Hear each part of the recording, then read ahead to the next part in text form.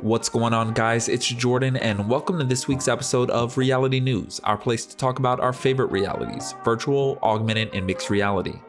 I have a metric butt ton of information to go over with you guys this week, so if you could, leave a like on this video, subscribe if you're new, and let's get right into these stories. Last week was the Upload VR showcase for a host of new VR games to look forward to over the next few months and years, and in a stroke of absolute genius, I forgot to watch it and failed to cover it in last week's episode of Reality News. I'm definitely sorry about that, and if you're a fan of VR, you've probably already watched it or maybe seen coverage from another VR outlet, but just in case, here's a quick recap of some of the games we saw. First was Solaris Off-World Combat, an 8-player online multiplayer shooter from the devs of the PSVR exclusive Firewall Zero Hour. The game boasts slick graphics with a futuristic art style and fast-paced arena shooter gameplay.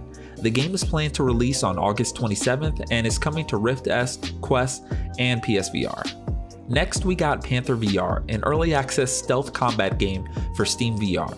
The game is available right now if you want to check it out, and it showed a brief clip of a guard looking suspiciously at a box that seemed to have someone hiding underneath, so I would bet they're going for a Metal Gear Solid vibe for the stealth aspect of the game.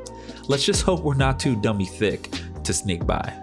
Colonel, I'm trying to sneak around, but I'm dummy thick.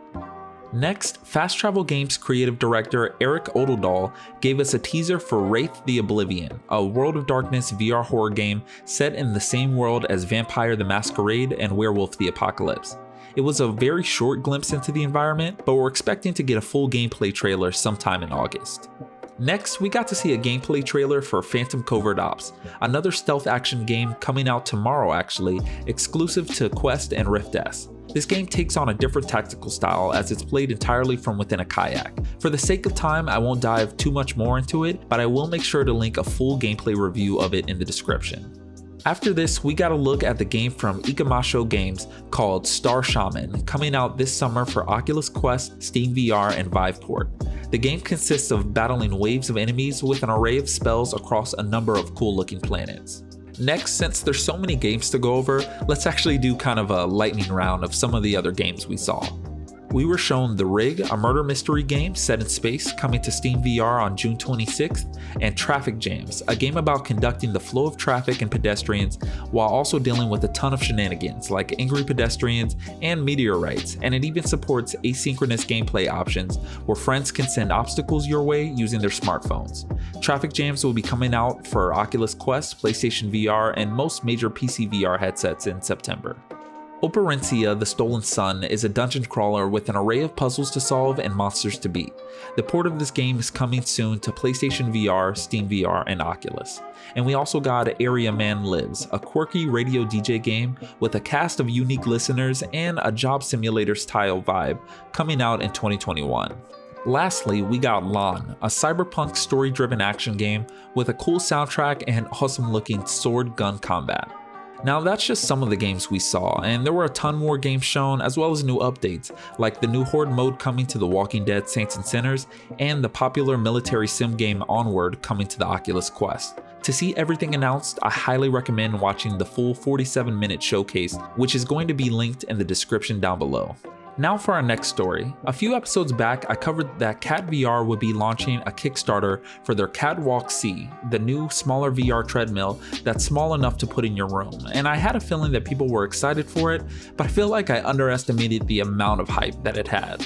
On Sunday, Cat VR launched their Kickstarter, and astonishingly enough, they reached their $100,000 goal in just 3 minutes. If there was any doubt that people are ready to walk in VR with their own feet, it's definitely gone now. In the following 24 hours, they managed to raise $1 million, and as of writing this script, they're currently at $1.1 million. The Kickstarter still has another 36 days to go, so if you're still interested in picking one up for yourself, go for it, but keep in mind that the $700 early bird special is no longer available, and it's now $1,000 to back the project. I will not be buying one of these just because, again, I'm poor, but I will do my best to keep you up to date for any big updates that'll come out for this project. Next, in a quick update to the Star Wars Squadrons story we covered in the last episode, since its initial announcement, we received a full gameplay trailer and interview during last week's EA Play 2020 event. We got a lot of info on the game as well as an October release date. The game is going to be available from start to finish in VR, and it's confirmed that it's going to be out for both PC and PSVR. If you want to learn all the details, I did a full breakdown of the info in another video, and it's definitely worth a watch, if I do say so myself. I will say, after going over all the info, I went from a little hype to Squadrons being the most anticipated game of the year for me, so definitely check it out.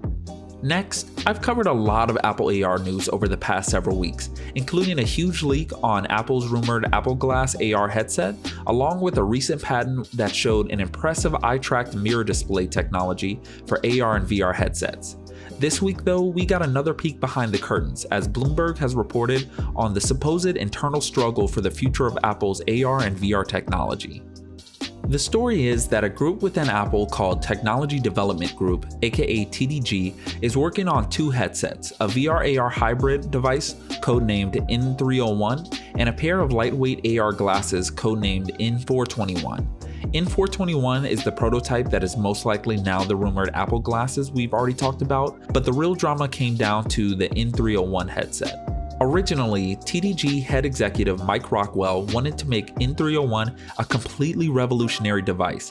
It was supposed to have extremely powerful graphics and processing, more so than any other wearable device we've seen. But due to the amount of tech necessary to make it work and the high levels of heat it produced, it would require a separate stationary hub that housed most of the tech and would connect to the headset via a wireless signal. The hub would apparently resemble a small Mac. That said, the early design of the headset would still be able to function without the hub, but at a less powerful capacity, which sounds kind of like an Oculus Quest and Oculus Link situation. Bloomberg reports that Apple's legendary former chief design officer, Johnny Ive, was not happy about the idea of N301 relying on an external hub and urged TDG to make a less powerful but all-encompassing headset, but faced pushback from Rockwell, who believed that the performance available from the wireless headset would apparently be so mind-blowing that nothing else on the market would be able to compete with it.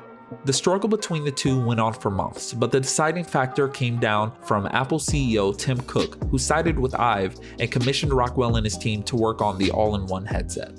Now, despite the apparent downgrade of the new prototype, the new design is still nothing to scoff at, as it's planned to have multiple high-resolution displays, cinematic speakers, built-in Siri support, and its own separate app store. It's also said that some of the tech from the original hub has been recycled into Apple's new processors that are replacing the Intel components in future Macs, an announcement that was revealed in this year's Apple WWDC event. The headset in question is expected to be announced sometime next year, with the release later in 2022. That's the story, and I have to say there's definitely some good and some bad news. The bad news is that it's disappointing that it seems like we won't be getting that balls-to-the-wall all-out headset from the powerhouse that is Apple. I can't imagine what type of effect this would have had on the popularity of VR, as well as the inevitable rush to innovate from other VR companies in a bid to compete with such a powerful HMD. But the good news is that despite the downgrade, it sounds like the new design is still going to be a beast of its own, and not only that, it's coming sooner than we expect. 2022 sounds far away, but 2 years is honestly not that long. And if the reports are correct, this will also be the first official VR/AR specific product we'll be getting from Apple, even before Apple Glass.